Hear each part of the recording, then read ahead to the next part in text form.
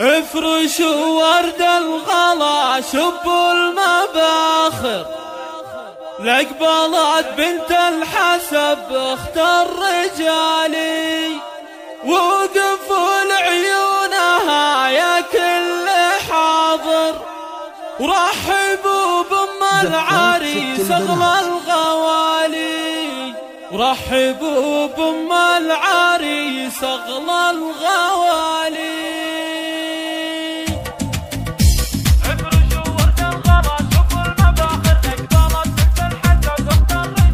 افرشوا ورد الغلا شبوا المباخر، لقبلت بنت الحسب اخت الرجالي، وقفوا لعيونها يا كل حاضر، رحبوا زفات ست البنات، ارحبي ثم ارحبي يا زفات ست البنات، واقبلي بالنور يا بدر الليالي، واقبلي بالنور يا بدر الليالي، ظنتك يوم زفات ست البنات، شاير يا سمو الزين يا تاج الجمال، زفات ست البنات، تشترى المشاعر ما توفيك القصايد الجزالي، فيك زين النادر والطبع نادر، الله اللي كملك بحلى الخصالي، الله اللي كملك بحلى الخصالي، افرحي هالليلة يا بنت الأكابر، يا عسى افرحك على مر الليالي، فيك طيب وجود ما في لا مناظر، كان كفك بالسخا مثل المخالي، بنت قوم مجدهم ماضي وحاضر، الشيوخ السطر واهل الفعالي، الشيوخ السطر واهل الفعالي، زفات ست البنات، والزين ظاهر ما لهم بين العذارى من مثالي، الحلا فيهن يبهر كل ناظر، زفات ست البنات،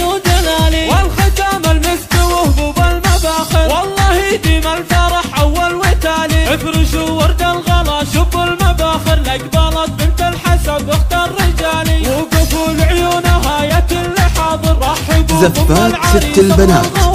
ارحبي ثم ارحبي يا زفات ست البنات، واقبلي بالنور يا بدر الليالي، واقبلي بالنور يا بدر الليالي، ظنتك يوم زفات ست البنات، شاير يا سمو الزين يا تاج الجمالي، زفات ست البنات، تشترى المشاعر ما توفيك القصايد الجزالي، فيك زين النادر والطبع نادر، الله اللي كملك بحلى الخصالي، الله اللي كملك بحلى الخصالي، افرحي هالليلة يا بنت الأكابر، يا عسى افرحك على مر الليالي، فيك طيب وجود ما في لا مناظر، كان كفك بالسخا مثل المخالي، بنت قوم مجدهم ماضي وحاضر، الشيوخ السطر واهل الفعالي، الشيوخ السطر واهل الفعالي، زفات ست البنات، والزين ظاهر ما لهم بين العذارى من مثالي، الحلا فيهن يبهر كل ناظر، زفات ست البنات،